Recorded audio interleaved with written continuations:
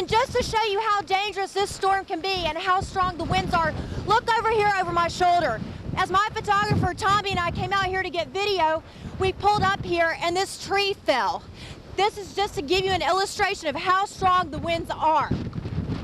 The rain is still coming down in sheets, and as you can see, the waves are just crashing up here at the seawall.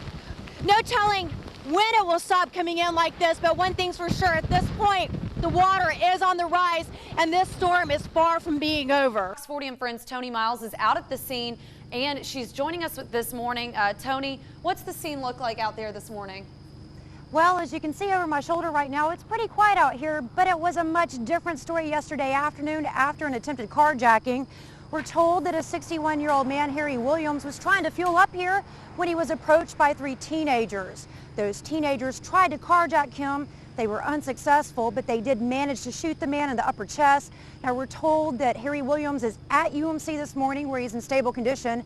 Meanwhile, the hunt is on for those 3 teenagers. Police told me this morning that there were a lot of witnesses around, so they have a pretty good idea who these 3 teenage suspects are. Meanwhile, I did talk to the store owner's father as he was opening up the store. He tells me this isn't the first crime that's happened here. In fact, over the past year, I'm told that there have been at least 5 shootings, a number of carjackings and purse snatchings here.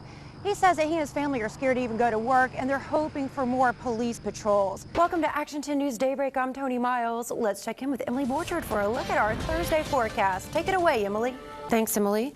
Cell phone records may help local police figure out who was really driving the truck that hit a bicyclist last year. It was in July of 2009 when Barb Sable was struck while riding her bike along Ocean Drive. The driver who hit her took off, and it was just this January that investigators located the truck. Since then, they've been trying to figure out who was driving it. Enrique Baca, the man who owns the truck, says his recently deceased father was driving. Police, however, aren't sure that's the case. All you have to do is come on out, $60 a person, $100 for a couple, and that includes 2 free drink tickets. Is it quitting time yet? I'm just kidding. But this is really just the appetizer to a bigger event that's nationwide, which will be localized here in Biloxi at the Town Green, coming up on Saturday, November 14th. As you can see, it's pretty cold and quiet here at the Capitol, but it was a much different story earlier today with lawmakers from across the state gathering here in Jackson. Among those were members of our Coast delegation. We caught up with them to see what's topping their priorities for 2014. Senator Trent Lott will deliver the keynote address tonight at the Mississippi Marine Museum for the 2nd annual general membership meeting. Trent Lott is a former Senate Majority Leader and Pascagoula native. News 25's Shelby Myers joins us live from Jackson County with a preview. Most pilots do everything they can to avoid a storm. It'll be long, look at that. But Keesler Air Force Base's 53rd Weather Reconnaissance Squadron, better known as the Hurricane Hunters, flew straight into the eye of Hurricane Michael several times Tuesday. This was just after the first pass.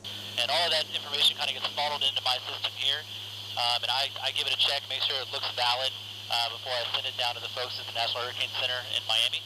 And they take all that information and they put it in their models and use it to fine-tune their forecast to make sure that the proper people are warned and planned, and the evacuations, if necessary, can take place. It's a job Captain Michael Panasuk doesn't take lightly. Up here at the controls, he knows he and the crew are protecting those down below, including his family in Ocean Springs, Mississippi. It's an honor to be up here doing that, collecting that kind of data.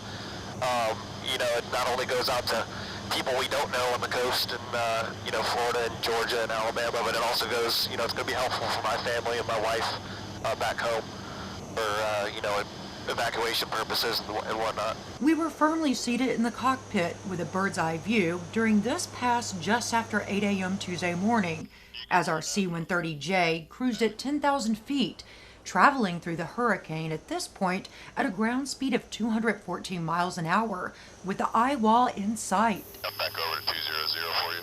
And the information collected on Tuesday's flight will be relayed to the National Hurricane Center in Miami to better pinpoint Michael's intensity and track. And every storm is different. It all has its unique characteristics. So this storm, like a lot, the strongest and worst weather is in the northeast quadrant. But you just never know what you're going to expect until you actually get into that storm. So this storm's just been extra bumpy, so to speak, in the northeast quadrant. As our crew landed Tuesday afternoon, another prepared for takeoff and more recon. So we're not dropping. Correct. Reporting with the hurricane hunters in Biloxi, Toni Miles. Studio, back to you. Thank you.